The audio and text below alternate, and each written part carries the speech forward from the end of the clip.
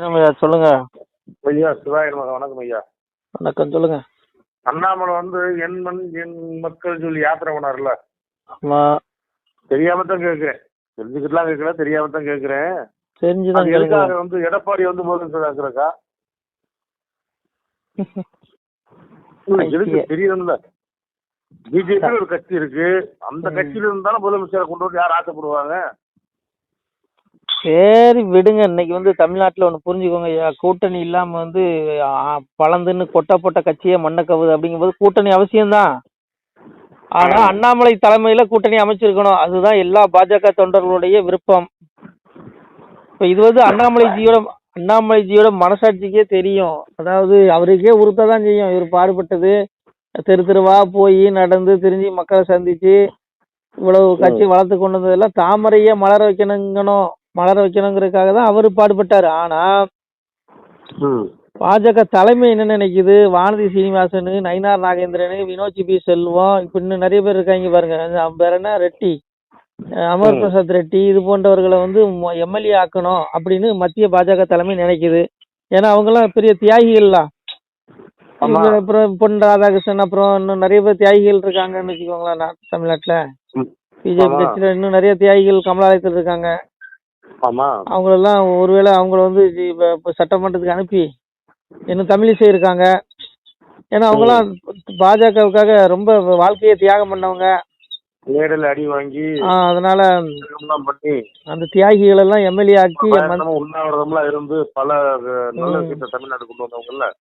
அதனாலே அவங்களெல்லாம் அதிமுக கூட கூட்டணி வச்சு எம்எல்ஏ ஆக்கி மந்திரி ஆக்கி அழகு பார்க்கணும்னு தலைமை நினைச்சிட்டாங்க. அதனால அந்த தியாகிகளுடைய உழைப்பு வீணா கூட இல்ல. அண்ணாமலை தியாகி கிடையாதுல்ல, அவங்க எல்லாம் தியாகிகள். போங்கய்யா, எப்படி சொல்றது, ஒரு பழமொழி சொல்லுவாங்க, மானம் ஒன்று இல்லாதார் மழுங்களாய் சவளங்களாக ஈனமா. அதாவது ஒரு பழமொழி உண்டு, மானமுள்ளோர் கடனோர் மயிரறின் உயிர் வாழாத காணொரு கவரிமான் போல் கணம்பெரும் புகழை பொன்வார், மானம் ஒன்று இல்லாதார் மழுங்களாய் சவங்களாக ஈனமாங் கழுதை கொப்பார் இருப்பர் என்று உரைப்பதாமேங்க. அந்த மாதிரி ஆகிப்போச்சு இன்னைக்கு தமிழ்நாடு பாஜக நிலைமை. தோக்குறமோ ஜெயிக்கிறமோ மோதி பாத்துறணும் அப்படின்னா எல்லா பாஜக தொண்டர்களும் நினைச்சாங்க, அண்ணாமலையும் நினைச்சாரு. கடைசியில எல்லாம் மண்ணெளி போட்டாங்க, 2 கைன்னு நாசமா போங்கயான்னு. அதான் விடுங்கய்யா, இது அரசியல் விட்டு தொலைங்க. ஒரு புரிஞ்சுக்கோங்க, இது பாஜகவுக்கு, தமிழக பாஜகவுக்கு சாபக்கேடு நம்ம தெரியல. ரொம்ப நாள் கழிச்சு அத்தி பூத்த மாதிரி ஒருத்தர் பிஜேபிய பழக்காலன்னு ஒரு மனுஷன் வந்தாரு, அவரையும் உரம் கட்டி அதனால கொண்டு போட்டாங்க. இது அண்ணாமலைக்கே தெரியும், நம்ம இவ்வளவு நாள் பாடுபட்டது இந்த யாத்திரை போனதெல்லாம் இந்த எடப்பாடி முதலமைச்சர் ஆக்குறதுக்கா அப்படின்னு அவருக்கே அந்த ஆதங்கம் உள்ளுக்குள்ள இருக்கும். வேற வழி கிடையாது, மத்திய தலைமை முடிவு பண்ணிட்டாங்க எடப்பாடியை முதலமைச்சர் ஆக்கிருங்கன்னு, வானதி எம்எல்ஏ ஆக்கிருங்க, மந்திரி ஆக்கிருங்கன்னு. ஏன்னா அந்த அம்மா அப்படியே பிஜேபியை 3 முறை தமிழ்நாட்டில் ஆட்சி கொண்டு வந்த அம்மா கஷ்டப்பட்டு. இன்னும் பாருங்க, ஏற்கனவே இன்னும் என்ன நடக்க போகுது தமிழ்நாடு பிஜேபியில். அவன்லாம் போன தேர்தல் நின்று மண்ணை கவுனானோ, டெபாசிட் இழந்தானோ அவனுக்கு தான் சீட்டை கொடுப்பானுவேன், எழுதி வச்சுக்கோங்க. இங்கே உழைக்கிறவனுக்கு, கட்சிக்கு உண்மையா விசுவாசமா இருக்கிறவனுக்கு தான் சீட்டு கொடுக்க மாட்டானுங்க, புரியுதா உங்களுக்கு? இன்னும் அதான் நடக்கும். எவன்லாம் போன டைம் மண்ணை கவுனானோ அவனுக்கு சீட்டு, அவர்கள் போட்டியிடுவார்கள், மீண்டும் மண்ணை கவுவார்கள் அப்படிங்கிறது தான் எதிர்பார்ப்பா இருக்குது. அதனால ஒரு கட்சியை ஒரு மனுஷன் தனிச்சு ஆட்சி அமைக்கணும், கொண்டு வரலாம்னு சொல்லி முயற்சி பண்ணும் பொழுது முட்டுக்கட்டை போட்டாங்கன்னா அது எப்படியா, எந்த தொண்டன் தான் ஏத்துக்குவான்? தலைவர்களாலையும் ஏத்துக்குவான். ஏன்னா அவனுக்கு தேவை சீட்டு, எம்எல்ஏ சீட்டு. நீ திமுக கூட கூட்டணி வை, எனக்கு எம்எல்ஏ சீட்டை கொடுத்துரு, என் பையனுக்கு கொடுத்துரு, இதுதான் அவங்க எண்ணம். அதனால விடுங்கய்யா, அண்ணாமலைக்கே தெரியும் நம்ம பாடுபட்டது, இந்த எடப்பாடியை முதலமைச்சராக்கிறதுக்காக இவ்வளவு பாடுபட்டோன்னு. சரி போன வைங்க, விடுங்க. எவன் இப்படி போனா நமக்கு என்ன, அரசியல விடுங்க ஐயா. பரத்தை தேடுங்க, யுகத்தை தேடாதீங்க. யுகம் அற்பம், அரசியலாவது மண்ணம் கட்டியாவது, வாழ்க்கையே அற்பம், கொஞ்ச நாள் கூத்து. பரத்துல ஒருத்தர் இருக்காரு, அவரை தேடுங்க, அப்பாவை தேடுங்க, சிவனை தேடுங்க, விடுங்க. சரியா? நல்லது, நமச்சிவாய். சிவாய நம. திருச்சிட்டம்பலம், தில்லையம்பலம், பொன்னம்பலம். சிவாய நம. உறவுகளே, சிவ அன்பர்களே, தற்போது தாங்கள் இந்த வீடியோவில் பார்க்கக்கூடிய இடத்துல ஒரு சிவாலய திருப்பணி ஒன்று நடந்து கொண்டிருக்கிறது. இந்த இடத்துல பார்த்தீங்கன்னா முன்பு ஒரு காலத்தில் ஒரு சிவாலயம் இருந்திருக்குது. அதாவது இந்த ஏரியா இப்போ ஒரு தென்னை மரங்கள், பனை மரங்கள் சூழ்ந்த காடாக இருக்கிறது. முன்பொரு காலத்தில் இங்கே ஒரு ஊர் இருந்ததாக சொல்கிறாங்க. ஆனால் இப்போது சுற்று வட்டாரத்தில் 5 கிலோமீட்டர் சுற்றுலாவில் ஊரே கிடையாது, காடு. இப்போ இந்த இடத்துல ஒரு சிவாலயம் வந்து அமையிருக்கிறது. இந்த சிவாலயத்தில் வந்து இருந்த அந்த சாமியுடைய திருமேனியை வந்து எடுத்து வச்சிட்டோம். திருப்பணி முடிஞ்சதுக்கப்புறம் பிரதிஷ்டை பண்ண இருக்கிற உறவுகளே, தற்போது இந்த வீடியோ பார்க்கக்கூடிய உறவுகள் தங்களால் முடிந்தால் ஒரு சின்ன உதவி செஞ்சு கொடுங்க.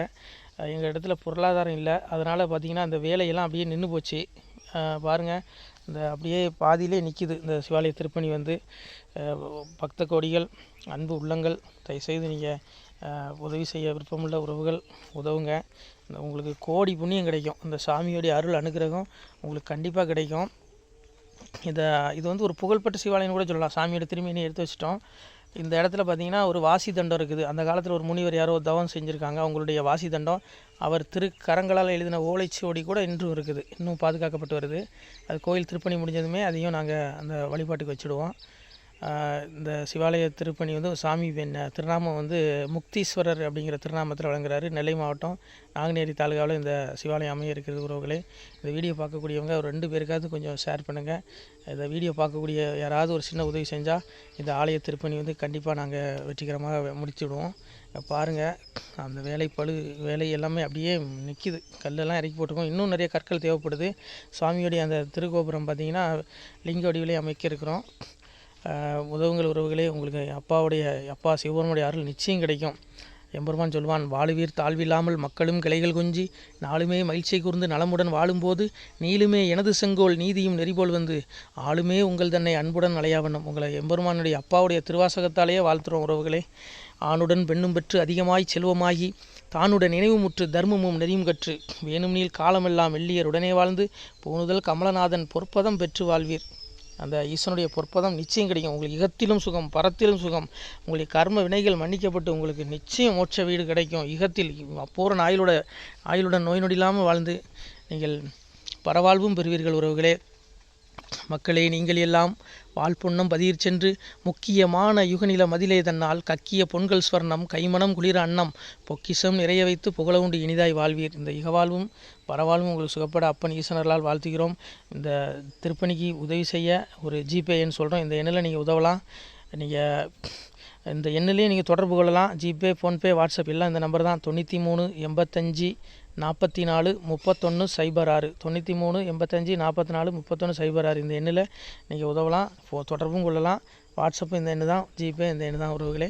முடிந்தளவுக்கு 2 பேருக்காக ஷேர் பண்ணுங்கள். இந்த வீடியோ பார்க்கக்கூடிய யாராவது ஒருத்தர் சின்ன உதவி, நீங்கள் வந்து பெரிய அளவில் செய்யணும் கூட, நீங்கள் ₹1 நீங்கள் தந்தாலும் மனசார வேண்டி ஏற்றுக்கிறோம் உறவுகளே.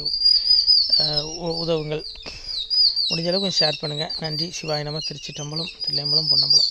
உறவுகளே, நம்ம இந்த இடத்துல வாழ்ந்து மறைந்த ஒரு சித்த மகாபுருஷர் பயன்படுத்திய பல 100 ஆண்டுகளுக்கு முன்பு உள்ள வாசி தண்டம் ஒரு சித்த மகாபுருஷர் பயன்படுத்தியது. அவர் திருக்கரங்களால் எழுதிய அந்த ஓலைச்சுவடி கூட பாருங்கள், இன்னும் பாதுகாக்கப்பட்டு வருது. இந்த சிவாலயம், நம்முடைய அந்த சிவாலய திருப்பணி முடிந்ததுமே எம்பெருமான் அவர் எழுதிய அந்த சிவனை பற்றி புகழ்ந்து எழுதிய அந்த பாடல் வரிகள் இதில் இருக்குது. இந்த வாசி தண்டம் அவர் பிரதிஷ்டை செய்த அந்த லிங்க திருமேனியையும் இந்த இடத்துல நாம் இந்த ஆலயம் கட்டி நாம் பிரதிஷ்டை செய்திருக்கிறோம். அனைவரும் இந்த ஆலய பிரதிஷ்டைக்கு கண்டிப்பாக வரணும். முடிஞ்ச அளவுக்கு வீடியோ பார்க்குறவங்க உதவி பண்ணுங்கள் உறவுகளை.